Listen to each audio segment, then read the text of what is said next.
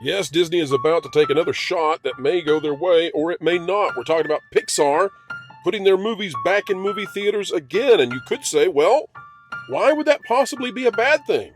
Well, what if we told you folks that for the next 3 months, we here on the channel are going to be covering the box office returns for Pixar movies that had never previously been released in theaters? And what if we told you that if this goes badly, well, a new narrative is forming?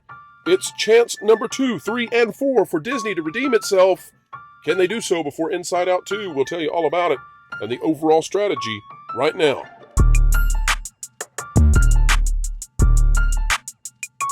Hello folks, welcome back to the WDW Pro channel. We are so pleased every time you select to share your time with us. Thank you for having us on your devices and in your ear. Folks, we are here to add value to your life, explaining entertainment, keeping you ahead of the culture curve, and we will tarry no longer with the duty you have given to us. Today we're talking about Pixar.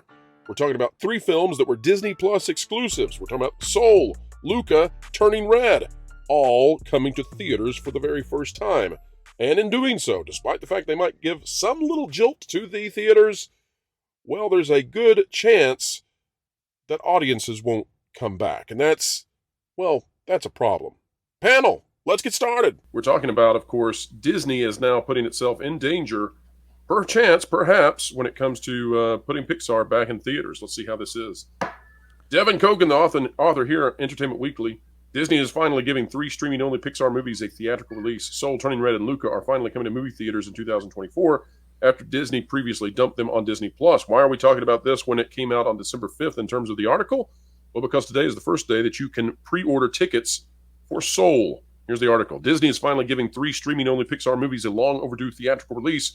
During the early days of the COVID-19 pandemic, Disney chose to bypass traditional movie theaters and send 3 Pixar films in a row, 2020's Soul, 2021's Luca, and 2022's Turning Red, straight to Disney+.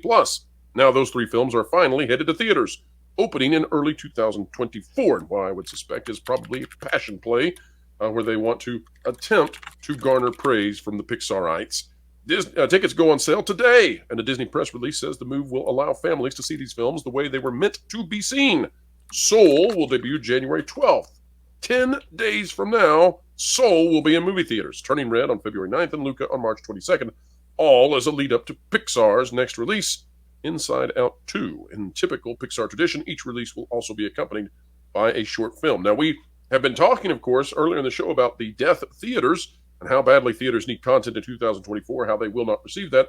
And so one might think that we would be utterly positive about these films hitting theaters, and yet I am not. And the reason that I am not is because I believe that this puts Disney in another spot for a very major black eye. If families don't choose to go see these, they might try to toss this away in the trades and say, well, it was already on Disney Plus, but I will do no such thing. I'm going to talk about it. There will be videos. We will now have a chance to weigh these things in terms of how they do at the box office, and it could be egg on the face of Disney. But Jonas, you differ on this one. Please explain to the folks why you think that this might actually be good for Disney. Well, because he loves Luca. I do love Luca. It's well documented. Luca lover. Luca. And I will be love going Luca to see Brasi. Does that count? May your first child be a masculine child. Yes. Well, because they need something in theaters. They need some kind of brand relevancy. These are not that bad. There is a question. Eccentric Banana asked this one for, is Turning Red, is it true that it has an anti-parent message? Yeah, I would say there's quite a few parents that I've met that interpret it that way, and I don't disagree with their conclusions. Spoiler alert on that one. It turns out that the mom was wrong the entire time after the child does physically fight with her parent, which is the implications there. Oh, moms and pops all over America are going to take their kids to see that one. Oh, well, let's say, I'll say between Luca and Soul and Turning Red and Soul are more of that area where Disney made a movie that looks like it's a kid's movie, but really it's a movie for adults and maybe even immature adults at that. Whereas Luca is actually a kid's movie. And it is as close to a Studio Ghibli film as Pixar will probably ever make. What was the date on Luca again? Luca is March, so we've got a little bit Perfect. of time St. here. Patrick's Day. It's the Luca the Irish. Boy, I tell you, you should have heard me coming on that one. I was going to say on February, if it was February, never mind. I'm not gonna make that joke. No, don't make that joke. Yeah. So here, if we're talking about this from a business standpoint, they need brand relevancy. They need to fill some slots. If they're ever going to make money in theaters, this is the chance to do it. I think that the stakes are pretty low for them. As Pro has already tried to defeat this argument. I don't think this is a black eye for them if they don't perform at the box office. I think this is just more money in the coffers, and it might even keep AMC happy to say, here's something for you. Now, what I would really like, of course, is for Disney to stop messing around and release the Star Wars original trilogy films that are in 3D somewhere. I do believe they've been shown in 3D at certain conventions. So they've never released those into theaters. And if you really, maybe you can do a 1-2 double punch. Get rid of Kathleen Kennedy and also announce that you're going to be putting all 3 of the original Star Wars films in 3D in theaters in 2024. I almost said 2023 because it's only day 2 here. So guys, forgive me. Well, we heard about this happening a couple of weeks ago, I guess. I forget exactly when. But it seems to me they got a couple of things against them right from the start, in the sense that there's no time with this first one, especially being in a couple of weeks, to do a proper advanced PR job on this. I would agree, but they also need to be careful not to overextend themselves on the marketing, because there's that. With with the lack of popularity of Disney right now, they could easily, and Disney, of course, is already prone to overspend on marketing. So they have no idea if these things are going to work, and they need to make sure they don't overspend on marketing. But there are commercials that are going out for all 3 movies at the same time saying we are releasing all 3 of these in theaters. All right, then in that case, does the third one, are those commercials still running, or do you forget by the time the third one comes out? That's the question. There's Turning so many Red. pitfalls there. And you also have to remember that January, February was always where you dumped the stuff you couldn't put out in Christmas because it wasn't good enough. Right, the graveyard. It was the absolute dearth season. Why? Because A, the kids are back in school, but more importantly, B, everybody's tapped out from Christmas. I'll also add that same thing with tourism used to always be dead at that time for that same reason. Disney did release 12 films, I think it was, over the last 3 or 4 months that were catalog titles, mostly recent things that were Lasseter or more recent into theaters, and they did that before this strategy would have been fully formulated. So I think that must have made them at least a little bit of money in order for them to say, yeah, we're going to do that again. Well, that could have been like the test re-release of Song of the South before they committed to the ride.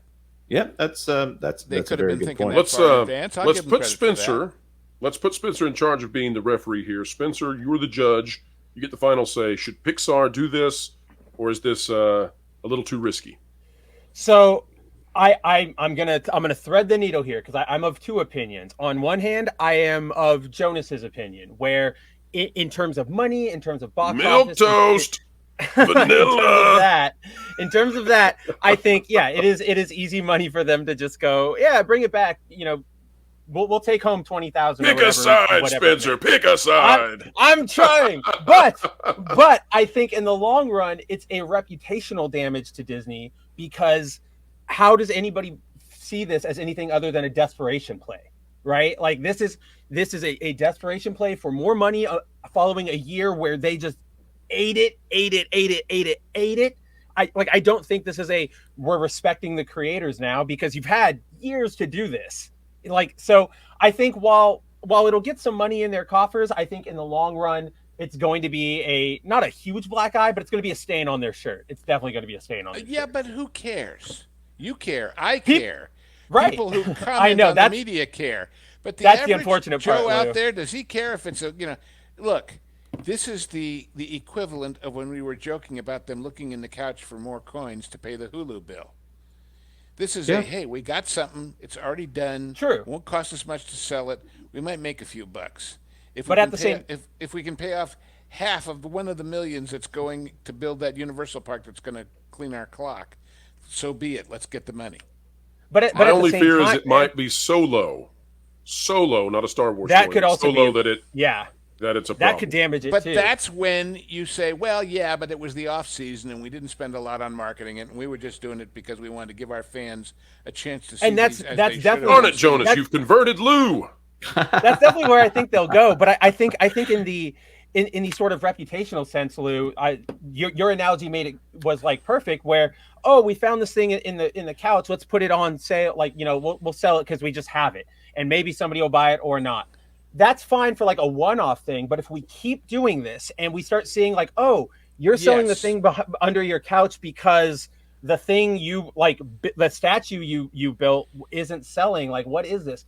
The more they see it's slow, but it's brand deterioration. If you're starting to see everything coming out is that under the couch ball of garbage, then you go, okay, you're trying. But the alternative interpretation is I'm keeping the Pixar idea alive in a way that the movies I put out just now didn't, so that when In and Out 2 comes out, people will still remember what the heck a Pixar movie is. In and Out 2. Inside Out 2. That's the film that should not watch as a parody. It's almost 3:00 and I haven't had lunch. I'm thinking about a double animal style. In that case, folks, let's wrap it up because Lou needs a sandwich, darn it. Get the deli meat ready. And folks, we are done for today. But we are not done with this topic. We will soon be covering in the forthcoming week what happens with the very first film.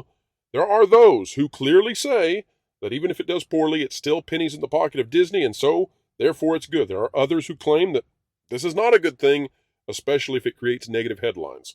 But we will be there to parse it out. As always, thank you, folks, for being the electricity that makes us available to do just that. And to help us even more, consider clicking the like button, share, subscribe. When you click it, you stick it to the algorithms. It's the notification bell. Drop a comment down below. Let us know your thoughts. And folks, wherever you are and whatever you're doing, keep learning, keep growing, and keep having fun.